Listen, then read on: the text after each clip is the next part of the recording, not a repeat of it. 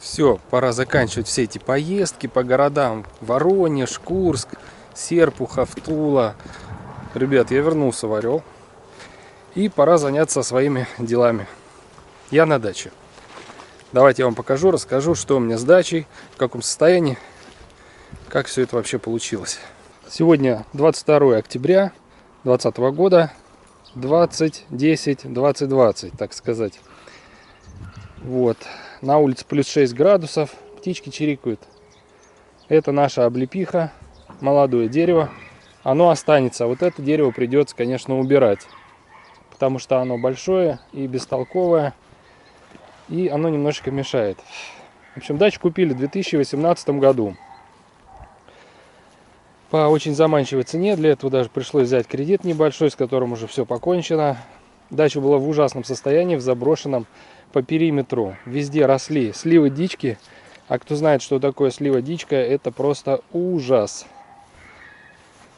В общем, потихонечку избавляемся. Посадили новые кусты черной, красной смородины. Посадили новые деревья, вишни, черешни, сливы, яблони. Порядка 10 или даже 12 деревьев. Вот. Старые 4 яблони убрали. Благодаря пиле, которую я купил. Обзор инструмента, который у меня есть, я покажу позже. Так, это вот наш небольшой участочек, засеянный, который зеленым, взошедшим. Это горчица. Здесь у нас росли помидоры, огурцы и перцы. Это клубничка. Так, это айза. Здесь сидела малина, но ей здесь было плохо. Наверное, из-за солнца. Она переехала в другое место. Здесь, скорее всего, будет виноград. Это ежевика. Пока смотрим на нее. Вот она дает молодые листики. На нее есть надежды. Так, а это какая-то супер перечная мята, привезенная из Воронежа. Катюша, привет. Она 2 года болела и все-таки в этом году, как дала в рост. Я очень рад. Вкусная мята. Так, давайте идем дальше. Значит, вот в этом углу, вот в этом квадрате был склад барахла, металла, всякого дерьма, извините. Ну, разобрали, ликвидировали его. Здесь тоже было сливы. Тут вот есть молодая поросль. Я их корчую, пилю, корчую. Это уже как какой-то день сурка. Всего очень много. Деревья старые, надо их или обрезать, или выкорчевывать. Пока думаем. Забор старый, страшный, он под замену. В плане на весну. Здесь будут хорошие ворота и новый забор. Это склад металла. Так, в этом углу что у нас? Декоративный шиповник, который нам тоже никуда не уперся. Будем от него избавляться. Здесь были 3 сливы, которые ушли. Они не давали никаких плодов, а только мешали расти нормальным растениям культурным. Так, это какая-то, наверное, или вишня, или слива тоже. Все, деревья молодые потеряли листву, потому что уже середина осени, уже пора. Старые кусты смородины, бестолковые, ничего не дают. Все, без капли сожаления, в следующем году под нож. Это наш дом, так сказать, усадьба или перевалочная база агента СЕ. Я здесь лично и моя Ирочка меняли крышу. Бюджет 5000 рублей. Навес делал сам, как говорится, из дерьма и палок. Из того, что нашел. Ну, вроде ничего так. Дом серьезному ремонту не подлежит. Только где-то, если что-то подкрасить, подбить, потому что в этом нет никакой экономической целесообразности. Лучше построить новый. Так, идем дальше опять. Смородина. Все вот это надо вот пилить, все это удалять. А вот тут посмотрите, кусочек отвоеванной земли. Вообще здесь очень много дикого винограда, очень тяжело копать. Я даже сломал лопату из рессорной стали. Это надо было умудриться. но плоды дают о себе знать. Вот тут уже всходит травка потихонечку. Ну, почему потихонечку? Потому что осень, холодно, а дождей не было, и кое-как вот она всходит. И вот наш взор упирается. Да, еще забыл сказать, тут тоже 3 дерева я выкорчевал.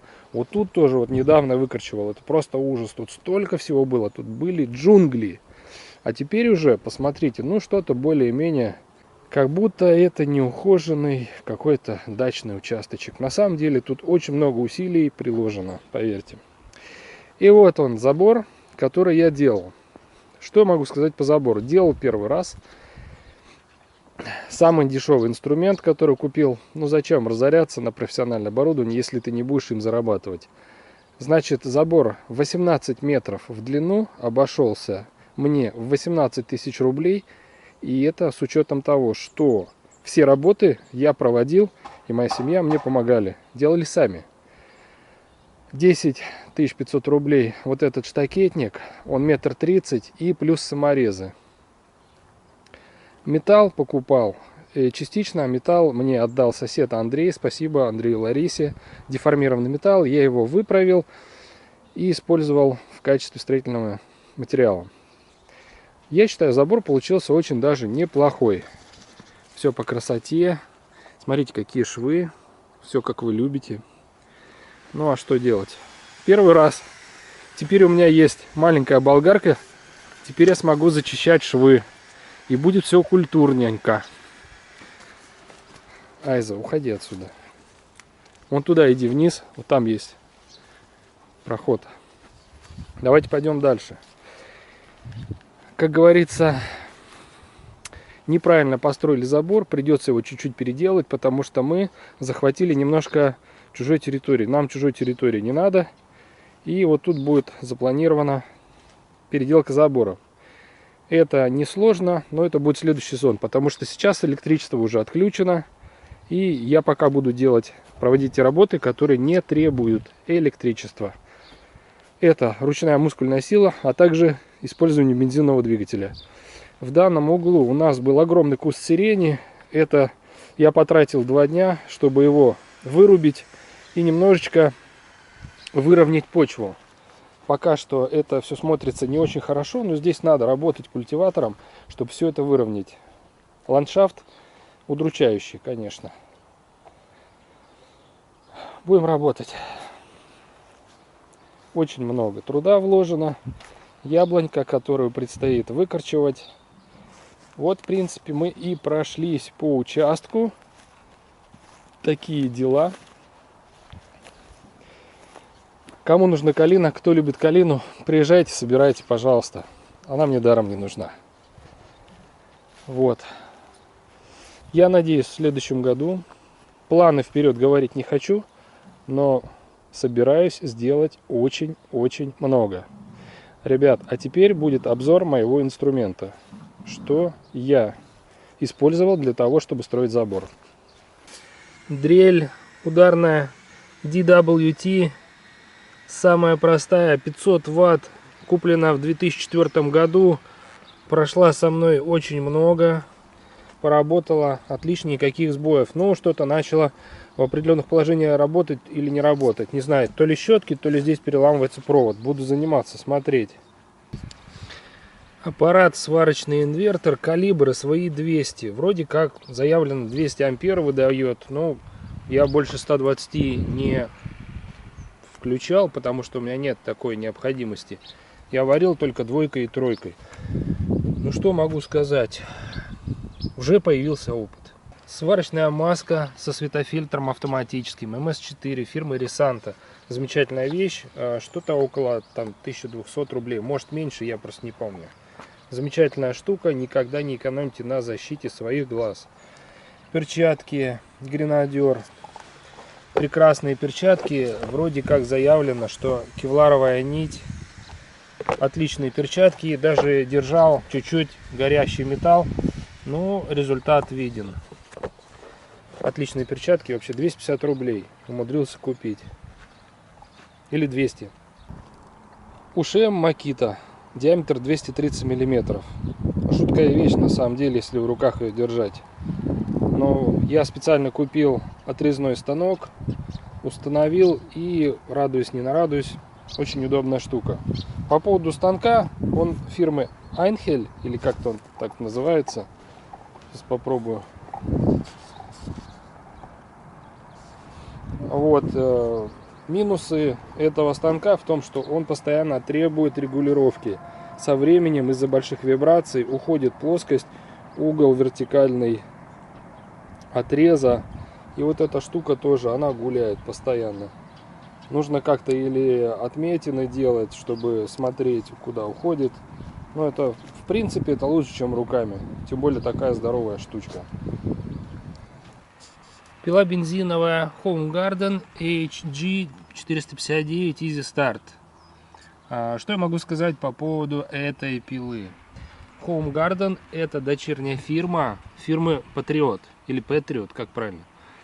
А Patriot — это делается в одной из скандинавских стран, забыл, то ли Швеция, то ли, да, скорее всего, Швеция.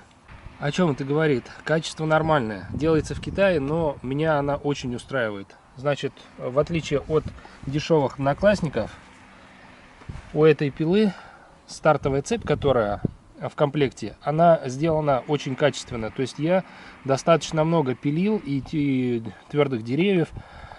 2 сезона пилил и в этом году вот только заточил первый раз. Заточка цепи стоит недорого, замена цепи стоит подороже. Очень рекомендую. Из особенностей пилы: очень слабо стартует на холодную, потому что, видимо, высокофорсированный движок, и что значит, капризная немножечко. Но если она завелась, то она завелась. Бур ручной, диаметр 160 на 3 СТ или 5Т. Что за маркировка? Можно забуриться на глубину 1 метр. В принципе, удобно бурить. Хорошая штучка. Дрель ручная, советская, древняя. Я действительно с помощью нее сверлил стену в доме для того, чтобы провести высоковольтный провод. Ну, логично, если нет электричества, обычной дрелью ты ничего не сделаешь. Если мне совсем нечего будет делать, тогда этот объект подлежит реставрации.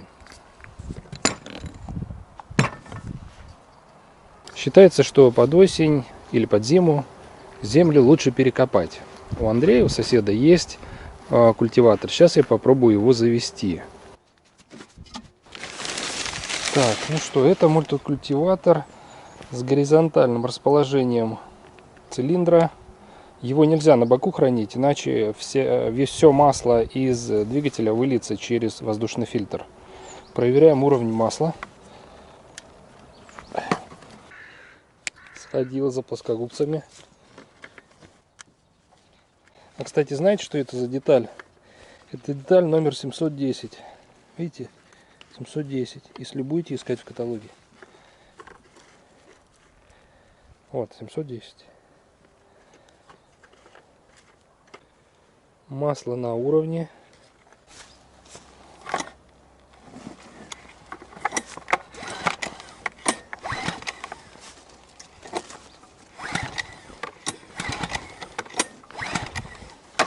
Кстати, что там с бензином?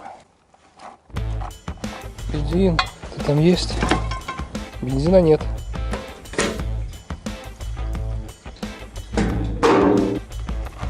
Теперь точно заведется. Или не точно?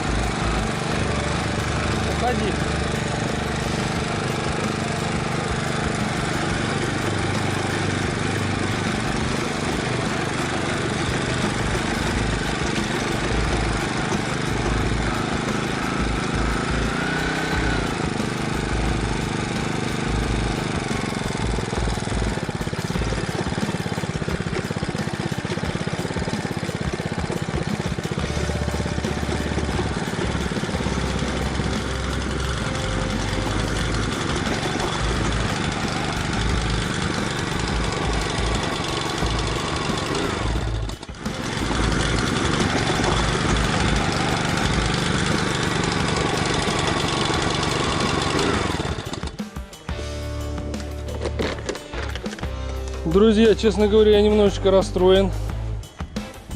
Этот, как говорится, старый конь борозды не испортил, но и глубоко не вспахал. Видимо, придется вызывать тяжелую артиллерию. Херак, вы слушали «Маяк». Наступил новый день. Дима согласился помочь в борьбе с этой землей. Вот привезли такой замечательный аппарат, хоппер. Сейчас будем выгружать.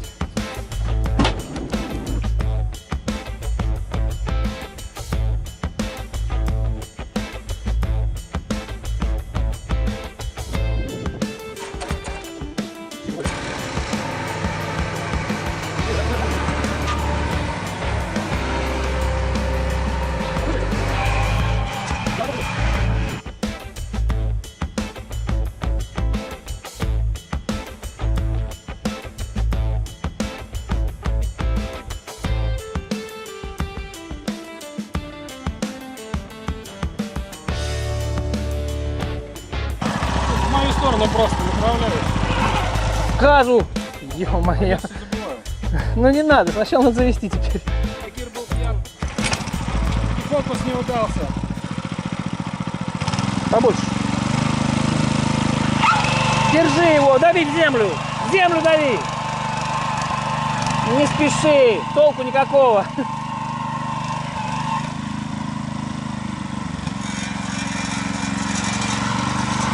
Давай, нажимай сильнее. Сильнее, не на ручку, не на ручку. Вот, сильнее, сильнее еще. Нажимай. Нажимай. И держи, и потихонечку отпускай. А то потихонечку. Дави, дави, дави, дави, дави. Дави в землю.